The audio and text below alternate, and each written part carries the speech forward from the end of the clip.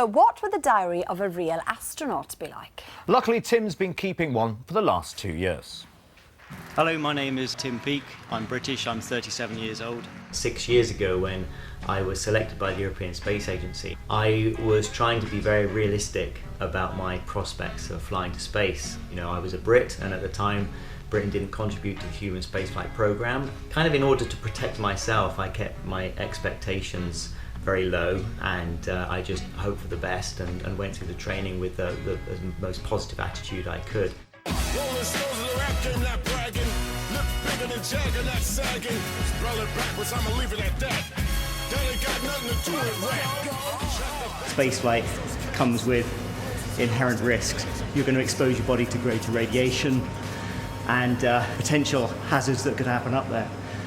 But again, it's a decision that I took and decided that this was a career path I was very happy to follow.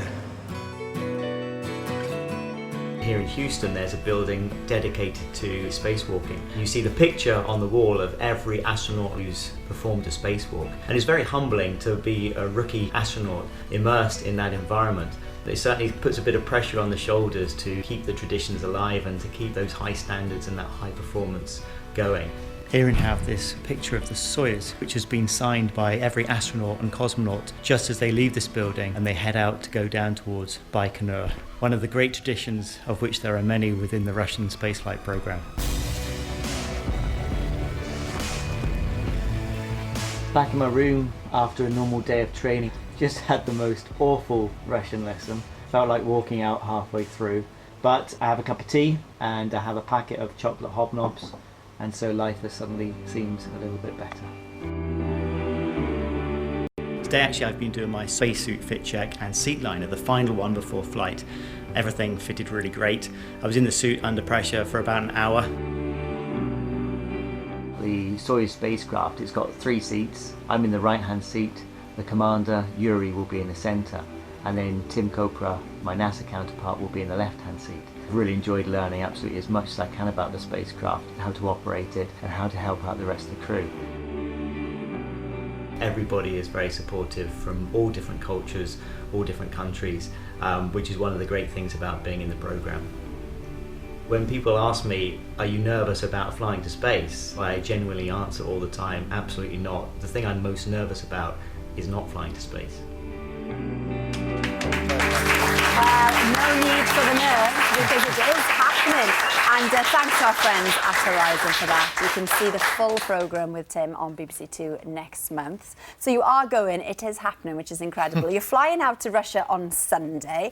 And you said in the film there about some of the traditions that you astronauts go through before launching.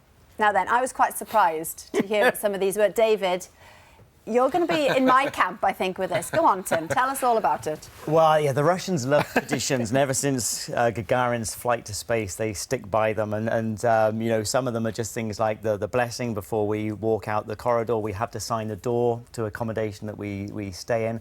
We get on the bus, we get suited up, we do a pressure check and leak check of our suits, and we then drive out to the launch pad. And en route, we stop because Gagarin requested a pee stop, basically, on the way to his first flight.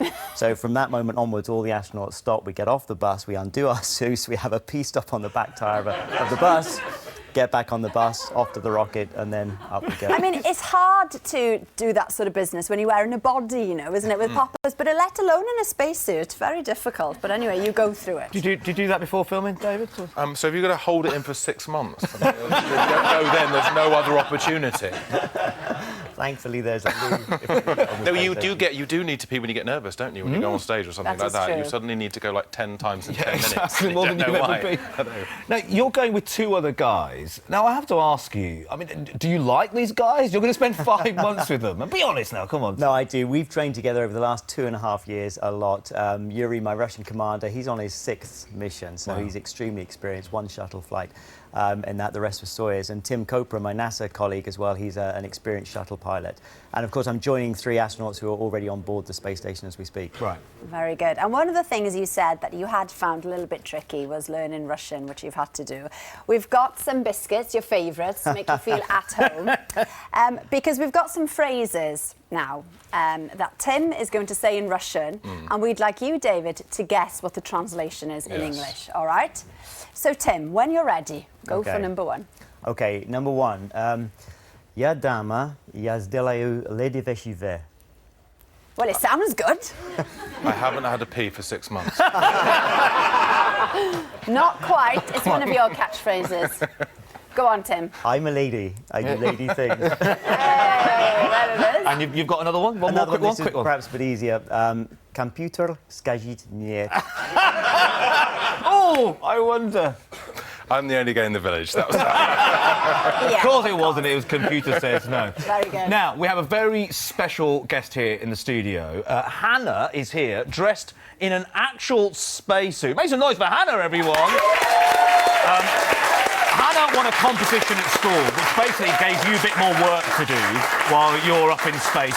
Tell us about what she's going to get you doing and the other kind of research you'll be doing as well. Yes, Hannah took part in the Astro Pi competition. This is a Raspberry Pi computer that's been modified. It's got a great sensor suite with temperatures, pressures, humidity sensors, all sorts of things on it. So the school kids basically coded programs that I'm going to run on board the space station. This Astro Pi is going to be in various different modules running an experiment each week, and I'm going to send down the data so that during the mission they can see the data, see what they've managed to achieve. If they need to modify the code, they can send it back up to me, and we'll just keep that going throughout the mission. Brilliant. Best of luck with it, Tim. Thank you. Fantastic. And congratulations as well to Hannah, who's wearing an actual spacesuit. Who managed to get in it.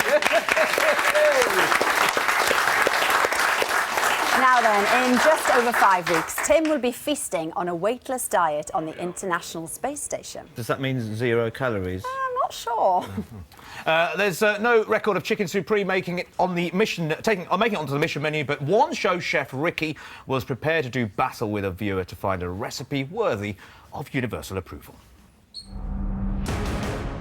Today, a One Show viewers come into my restaurant in my hometown to take me on in a cookery clash. Whatever they choose to make, I have to make my version of the same dish. Then a top food critic will taste both